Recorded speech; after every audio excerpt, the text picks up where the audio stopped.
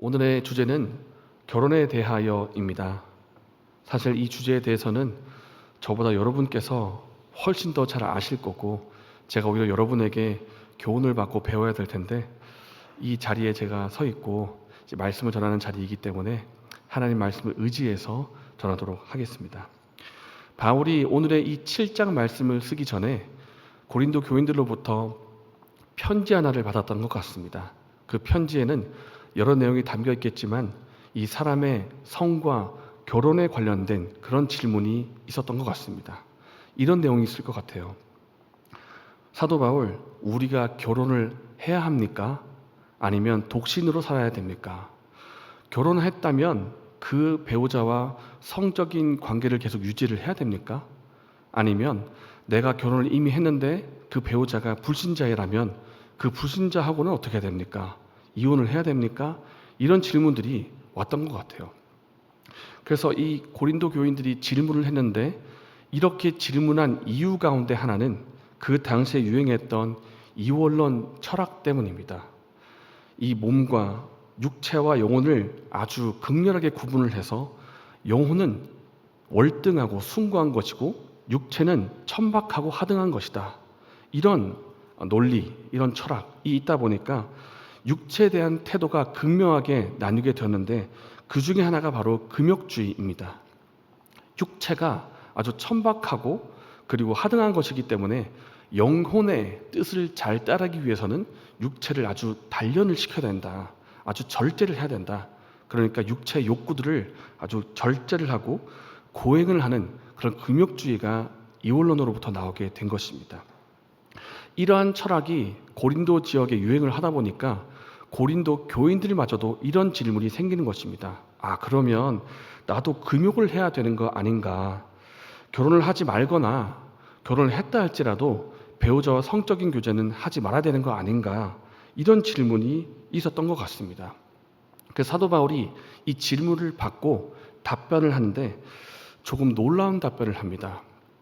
7절 말씀에 모든 사람이 나와 같기를 원하노라 라고 하면서 독신 생활을 권하고 있다는 것입니다. 나와 같았으면 좋겠다, 모두가 다. 1절도 이것을 말씀하고 있는데, 남자가 여자를 가까이 아니함이 좋다. 여기서 가까이 하다는 것은 결혼을 의미하고 있는데, 사도 바울, 우리가 결혼을 해야 될까요, 말아야 될까요? 이렇게 질문을 했더니 바울이 대답하기를 결혼 안 하는 게 좋겠다, 이렇게 말을 하더라는 것입니다. 이 부분이 좀 놀라운데 왜 바울이 이런 대답을 했을까요?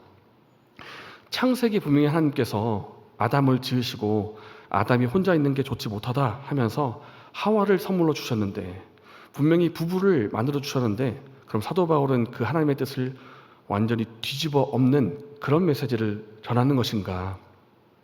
근데 이렇게 말한 이유가 있습니다. 사도 바울은 하나님의 뜻을 저버리는 것이 아니고 상황에 따른 메시지를 전하는 것인데, 이런 것입니다. 26절에 단서가 나옵니다. 임박한 환난으로 말미암아 사람이 그냥 지내는 것이 좋으니라 라고 하면서 사도 바울이 이 결혼과 관련해서 임박한 환난이라는 단어를 꺼내고 있습니다.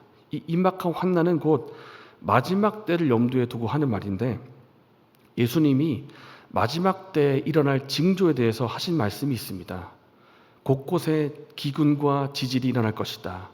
민족이 민족을 향하여 일어날 것이고 나라가 나라를 대적할 것이고, 또 이런 표적도 있죠. 그때 사람들이 너희를 환난에 넘겨줄 것이고 너희를 죽이는 자리까지도 넘겨줄 것이다 라는 그런 마지막 때에 대한 표징들을 말하고 있는데, 이 마지막 때의 표징이 기근과 지진이라고 했는데, 이 고린도 지역에 자주 일어났던 것이 바로 지진입니다. 이렇게 지진이 일어나다 보니까 자연스럽게 마지막 때 하고 각인이 되는 것입니다. 그리고 마지막 때 가운데 징조 가운데 하나가 환난에 넘겨지고 죽는 일이라고 하는데, 이런 일이 일어날 바에는 차라리 내가 가족이 없는 것이 좋겠다, 그냥 혼자 사는 게 좋겠다, 이런 결론이 나오는 것입니다. 결혼하지 않는 것이 상황적으로 좋겠다라는 말을 한 것이지, 결혼하지 말라고 하나님의 뜻인 결혼을 반대하는 그런 메시지는 아니라는 것입니다. 그래서 결국 바울은 이 마지막 때를 살 때에는 혼자 사는 게 좋겠다라고 하면서 독신을 권하고 있습니다. 어쨌든 권하고 있습니다. 그렇다면 독신으로 살면 어떤 유익이 있을까요? 독신으로 살면 돌봐야 하는 사람이 나 몸뚱아리 하나밖에 없기 때문에 가정과 관련해서 매일 일이 없습니다. 예를 들어 자녀를 양육하거나 자녀를 학교에 데려다 줄 일이 없고, 가족 중에 누가 아프기 때문에 병원에 데려다 줄 일이 없고, 돌볼 일도 없습니다. 명절이 되면 여기저기 가서 인사하고, 오늘은 부산, 내일은 서울 이렇게 갈 일도 없습니다. 예수님 하신 말씀처럼 환난이 다가온다 할지라도 내가 그냥 피하면 됩니다. 피하면 되거나 당하더라도 나 혼자 당하면 됩니다. 가족인 사람이 이렇게 되겠죠. 아, 내가 지금 감옥에 갇히면 내 사랑하는 아내와 가족들은 어떻게 되는 건가? 라고 하면서 걱정들이 막 휩싸게 될 텐데, 혼자 살면 그럴 일이 없는 것입니다. 그리고 혼자 살면 사역을 할 때에도 더 많은 시간과 에너지를 할애할 수가 있고, 또 한 가지에 더 많이 집중을 할 수가 있습니다. 이런 독신의 유익들이 있기 때문에 사도 바울은 독신의 몸으로 전도 여행을 했던 것입니다. 1차, 2차, 3차 전도 여행까지 해서 그 당시에 땅끝으로 여겨졌던 그곳까지 가서 복음을 전할 수 있었다라는 것입니다. 그가 독신이었기 때문에. 그래서 사도 바울은 독신에 이러한 유익이 있기 때문에 차라리 나와 같이 그냥 독신으로 살면 좋겠다라고 권면을 하고 있다는 것입니다. 그렇다면 사도 바울처럼 독신이 되면 무조건 유익이 있는가? 근데 그렇지도 않습니다. 왜냐하면 독신으로 산다 할지라도 그 남아있는 에너지와 시간을 하나님께 드리지 않는다면, 그 에너지와 시간을 나를 위해서 다 쓴다면 그 독신은 별 의미가 없는 것입니다. 독신으로 산다 할지라도 여전히 그 몸속에 성적인 욕구가 커서 그것을 절제하지 못하면 그 사람에게 독신이 유익이 없습니다. 그렇기 때문에 사도 바울은 말하는 것입니다.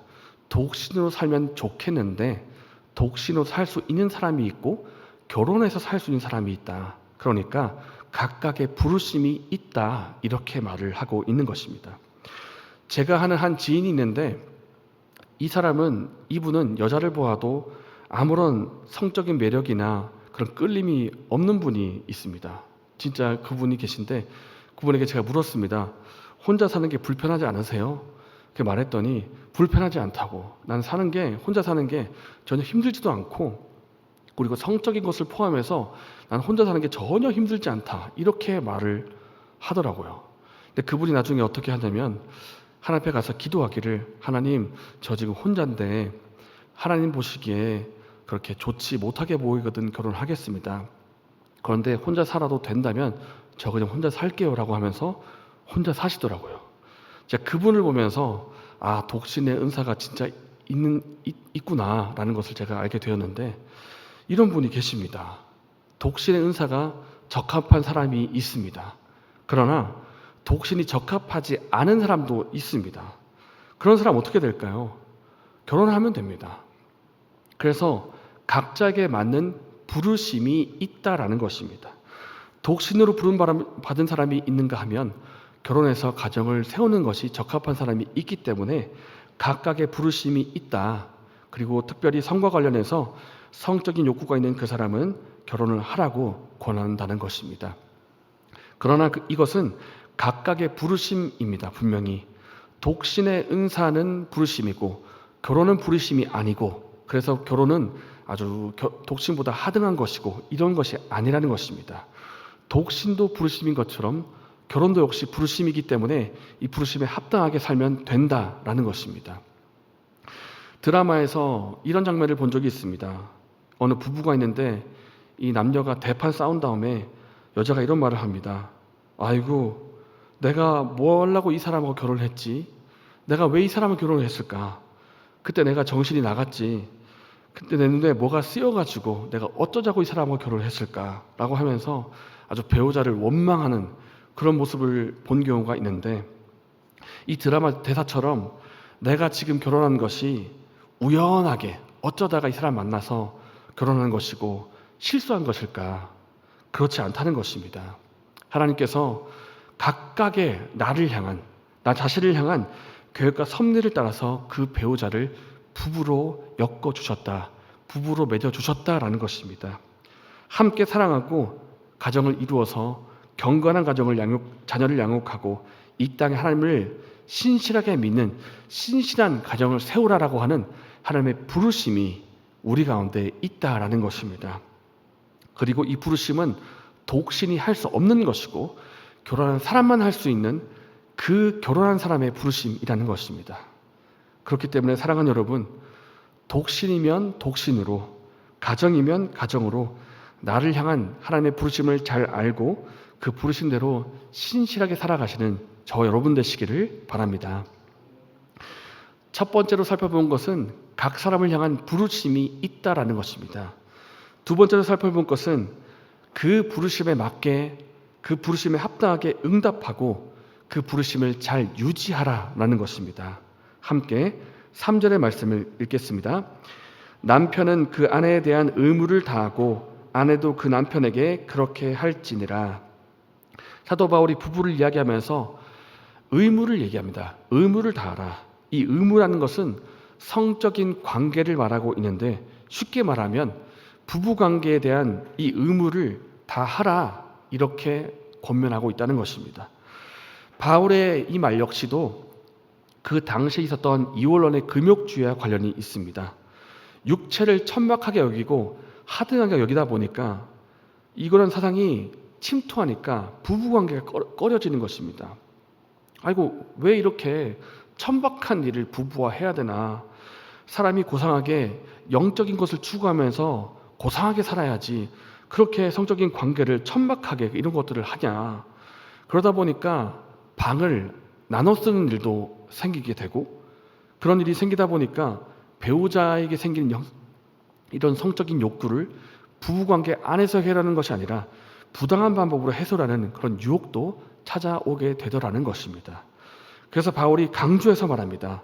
남편은 아내에 대해서, 아내는 남편에 대해서 의무를 다하십시오. 방을 나누지 마십시오. 분방하는 이유는 딱 하나밖에 없습니다. 경건을 위해서, 기도하기 위해서 얼마간은 분방하되 반드시 다시 합하십시오. 이제는 내 몸이 아니고 배우자와 함께 한 몸이 되었다는 사실을 잘 기억하고 함께 지내십시오 라고 부부의 의무를 다하라. 심지어 무슨 말까지 하냐면, 나의 배우자가 심지어 불신자라 할지라도 이혼하지 마십시오.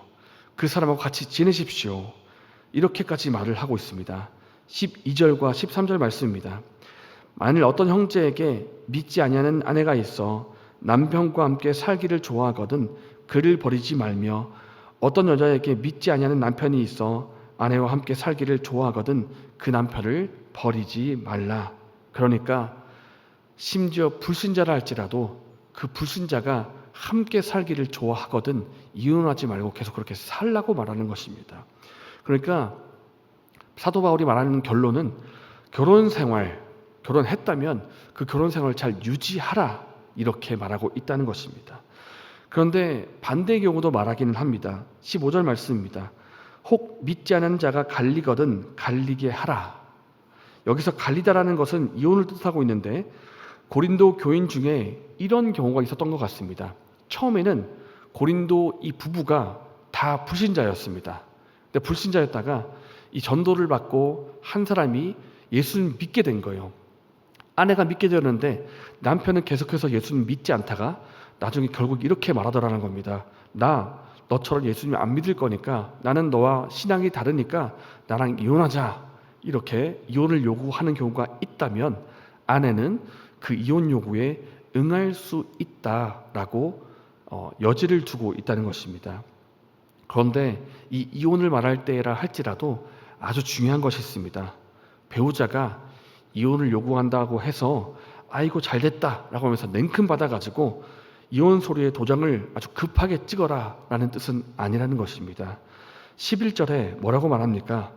다시 그 남편과 화합하든지 하라. 할 수만 있다면 그 남편과 다시 합해라. 그러니까 남편이 평소에 마음에 안 들었고 불편한 것이 너무 많았는데 이참에 잘됐다, 이혼하자, 이렇게 말하라는 것이 아니라 할 수만 있다면 최대한 결혼관계를 유지하려고 하라, 이렇게 말씀을 한다는 것입니다. 16절도 이것을 말합니다. 아내된 자여 내가 남편을 구원하는지 어찌 알 수 있으며 남편된 자여 내가 내 아내를 구원하는지 어찌 알 수 있으리요. 아내된 사람이여 당신이 그 사람의 아내로 있는 동안에 당신이 그 사람에게 복음을 전해서 그 사람이 구원받을지 어찌 알 수 있겠습니까? 그러니까 아내로 있는 동안에 그 결혼관계 잘 유지를 하고 그 남편이 거룩하게 될 수 있도록 예수님께로 인도받을 수 있도록 노력하라는 것입니다. 할 수만 있다면 이혼하지 말고 끝까지 결혼관계를 유지하라라고 강조를 하고 있다는 것입니다. 그럼에도 불구하고 남편이 이혼을 요구한다면 그 이혼에 응할 수는 있다, 이렇게 말하고 있다는 것입니다. 그런데 이 이혼을 할 때에도 분명히 말하는 것이 있습니다. 재혼하지 말고 그냥 지내십시오. 그 당시에 재혼을 위한 이혼이 많았습니다. 그러니까 성적으로 문란했던 그 시기에 지금의 아내가 마음에 안 드니까 내가 새로운 여자를 해가지고 그 새로운 여자로 갈아타야 되겠다. 그러니까 재혼을 위한 이혼을 많이 하기 때문에 사도 바울이 딱 선을 긋는 것입니다. 이혼을 한다 할지라도 재혼하지 마십시오라고 말하고 있다라는 것입니다. 이렇게 해서 사도 바울이 결혼에 대해서 이야기를 하고 있는데 말씀 맺겠습니다. 사랑 여러분, 고린도 지역이 있었을 그 당시에 로마 제국이 지배를 하고 있었는데 로마 제국은 당시에 상대할 자가 없을 만큼 아주 강력했던 제국이었습니다. 그런데 그 제국이 몰락했던 계기 중에 하나가 학자가 어떻게 해석을 하냐면 그 제국 속에 가정이 무너졌기 때문입니다라고 진단을 하고 있습니다. 그러니까 나라의 근간이 되는 가정인데 이 가정이 흔들리기 시작하니까 제국도 함께 무너지더라는 것입니다. 지금 우리가 사는 시대는 가정의 의미가 여러모로 많이 흔들리는 시대를 살고 있습니다. 가정에 대해서 아주 쉽게 생각하고 결혼을 가볍게 여기고 결혼을 했음에도 불구하고 다른 남자, 다른 여자, 세컨드라는 단어가 유행이 될 만큼 이런 것들을 아주 쉽게 여기고 있습니다. 이혼과 함께 재혼하는 것을 마치 버스 환승하는 것처럼 쉽게 여기고 있고 그래서 이제 가정이 아주 흔들리는 시대입니다. 그리고 여자와 여자가 결혼할 수 있다. 남자도 결혼할 수 있고 남자도 임신할 수 있다. 이렇게도 얘기를 하고 있습니다. 우리는 지금 성이 무너지고 있고 가정이 무너지는 시대를 살고 있는데 이런 때야말로 우리 교회가 할 수 있는 것이 무엇이겠습니까? 이 땅에 진정한 가정, 하나님께서 진짜 원하시는 경건한 가정과 아름다운 가정이 무엇인지를 세상 가운데 보여주는 것입니다. 정말 아름다운 부부가 어떤 모습인지, 정말 하나님이 기뻐하시는 가정의 모습이 어떤 모습인지 교회가 세상에 보여줘야 한다는 것입니다. 이런 의미에서 저는 결혼하신 분들에 대해서 그리고 자녀를 양육하시는 분들에 대해서 정말 존경스러운 마음이 있습니다. 여러분이 지금 가정을 세우고 계신데 그 가정이 하나님께서 보시기에도 정말 아름다운 가정이 될 수 있도록 그렇게 가정을 세워나가시는 은혜가 저 여러분에게 있기를 바랍니다.